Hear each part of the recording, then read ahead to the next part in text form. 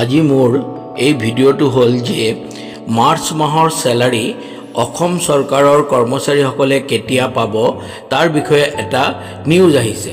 Finance Assam দিছপুৰৰ পৰা WT message এটা আহিছে 2/4/2024 আৰু এই মেছেজত inform to all DISCOM and sub divisional DISCOM Kamrup মেট্ৰলৈ এই লেটাৰটো আহিছে।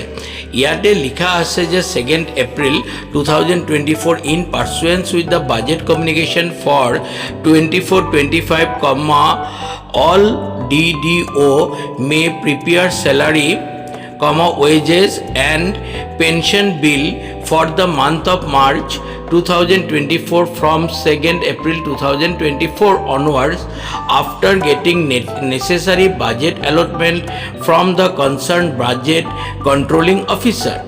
তাৰ মানে 2nd এপ্ৰিলৰ পৰা বিল বনাব পাৰিব আফটাৰ গেটিং দ্য বাজেট এলোকেশ্যন পোৱাৰ পিছত কনচাৰ্ণ বাজেট কণ্ট্ৰলিং অফিচাৰৰ পৰা and submit the same in the treasury from 5th April 5 এপ্ৰিলৰ পৰা ট্ৰেজাৰীত ছাবমিট কৰিব পাৰিব। Onwards, Treasury officer are directed to pass the aforesaid bill from 8th April onwards. তাৰমানে 8 এপ্ৰিলৰ পৰা এই স্যালাৰি দিব পাৰিব। এই অৰ্ডাৰটো আহি পৰিছে আমাৰ deputy secretary of government of Assam finance budget ডিপাৰ্টমেণ্টৰ পৰা। আশা কৰিছোঁ আপোনালোকে গমেই পালে কেতিয়া পাব স্যালাৰি, আৰু মোৰ চেনেলটো ছাবস্ক্ৰাইব কৰিব এনেকুৱা ইনফৰ্মেটিভ ভিডিঅ' পোৱাৰ কাৰণে। ধন্যবাদ।